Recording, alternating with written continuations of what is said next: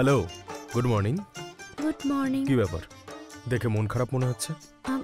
না, তোমার সঙ্গে কথা বলার আছে, বলবো কি বলবো না বুঝতে পারছি না। ভয় করছে। কেন? বন্দুক থেকে ভয় করছে।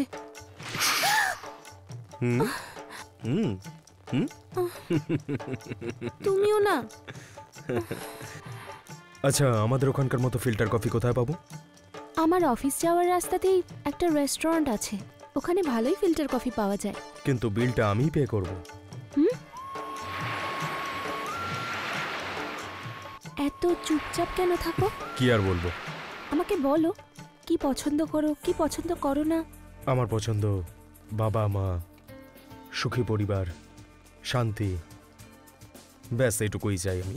একটা কথা তো বললেই না। কি? যে ঝগড়া করতে পছন্দ করো। আচ্ছা, কি পছন্দ করো না? আমার বাবা মা, সুখী পরিবার, শান্তি, এগুলো কিছুই পছন্দ না। কি যাদের পছন্দ বললে তাদেরকেই অপছন্দ বলছো? কারণ এসব কিছুই আমার কাছে নেই।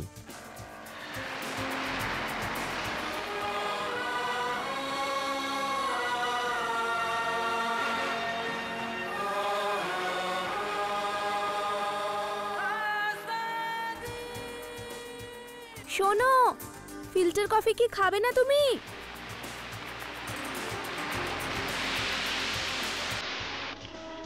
আমার আর আমার মেয়ের যদি কিছু হয়ে যায় তবে দেখবার কেউ নেই।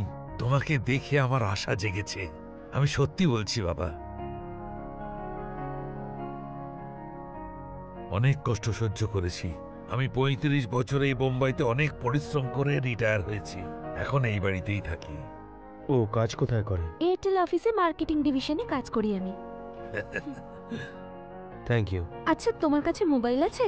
না। আপনি চাইলে আমার একটা উপকার করতে পারেন। কেন মা, এত তাড়াতাড়ি ব্যবসার কথা? একটা খুব ভালো স্কিম আছে। 24 ঘন্টা সেল টু সেল কথা বলতে থাকলে totally free all over India. 24 ঘন্টা কথা বলার জন্য আমার কেই বা আছে? আরে আমি তো আছি। কিনেই ফেলো, আমি কথা বলবো।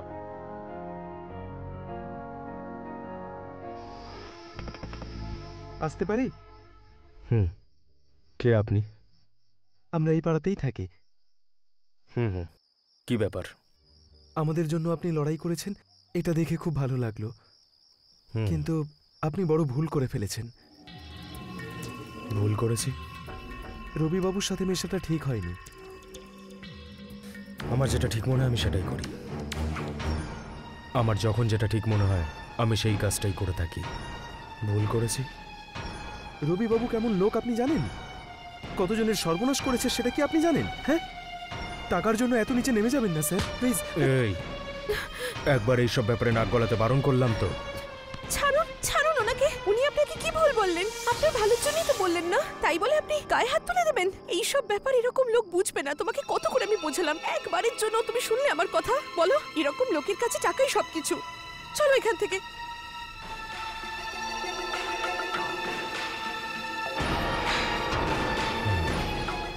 দাদা, এখন যিনি আসলেন কে জানেন?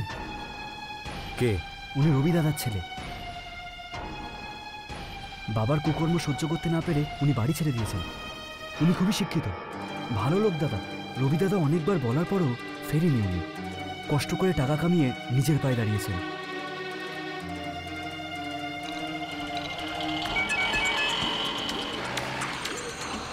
এটা টেবিল নাম্বার 12তে দিয়ে দিবি, বুঝলি? হ্যাঁ।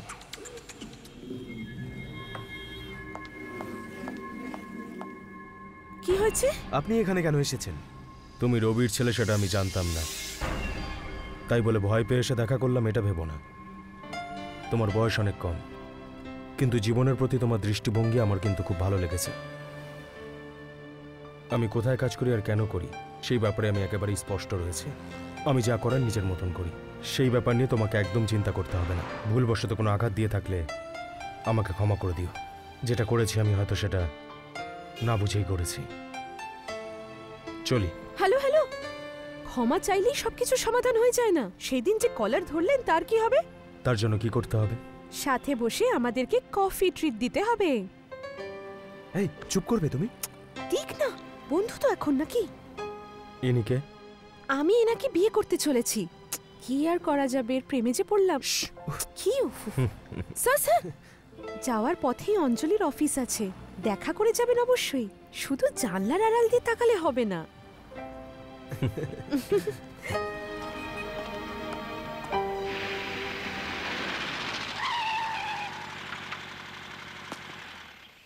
ভজ গৌরাঙ্গ কহ গৌরাঙ্গ লহ গৌরাঙ্গের নাম। কোথা থেকে আসছে রে? যে জন ওকে ভেতরে ডাক। নমস্কার রবি ভাই। এসো শেঠ, এই চেয়ারটা দে। কি এমন আর্জেন্ট ব্যাপার? আমাকে মেরে ফেলার চেষ্টা করছে, কোনো রকমে লুকিয়ে পালিয়ে বেঁচেছি। কে রে? মণি ভাই। কেন? ইউরেকা বাইপাস রোডের ব্রিজ বানানোর কন্ট্রাক্টটা আমি নিয়েছি। ওই কন্ট্রাক্টটা না পাওয়ার আগে আমার একজন কম্পিটিটর আমার নামে সুপারি দিয়েছে। মণি ভাই অ্যাডভান্সও নিয়ে নিয়েছেন। এবার আপনিই আমাকে বাঁচাতে পারেন। এখন এই কেসটা পুলিশেরও ক্ষমতার বাইরে, তাই আমি আপনার কাছে এলাম। প্লিজ আমাকে বাঁচান রবি ভাই। কিভাবে তোমাকে বাঁচাবো? কাল আমি সিঙ্গাপুর যাচ্ছি, ওইখানে আমি সেফ। এয়ারপোর্ট অবধি আমাকে ঠিক মতন পৌঁছে দেওয়ার দায়িত্ব নিন। টাকা? সে আপনি যত চাইবেন দেবো আমি।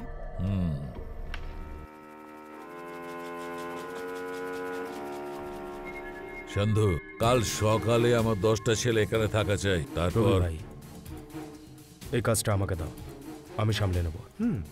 তুই এখনো বাচ্চা, এটা কিন্তু কোনো ছোটখাটো কাজ নয়। এটার জন্য এটা চাই। সবাইকে নিজের মতো ভাবা বন্ধ কর। রবি ভাই, সেটের দায়িত্বটা তুমি আমার উপর ছেড়ে দাও, যদি ভরসা থাকে আমার উপর। ঠিক আছে, এক কাজ কর, কাল সকালে। না রবি ভাই, যখন ভরসা করেছো নিশ্চিন্তে থাকতে পারো। কালকে সকালেই সেট সিঙ্গাপুরের ফ্লাইটে উঠবে। শেঠকে শেষ করে দেবো। দাঁড়াও, আমি দিচ্ছি। দাদা, যে টাকা দিল সে। এই বলরাম শেঠকে তো আমি বলেই এসেছিলাম যে রামলালকে টপকে দেবো। বারবার ফোন করে আমাকে ডিস্টার্ব করছে কেন? হ্যাঁ, কাল রামলাল সিঙ্গাপুর যাবে না।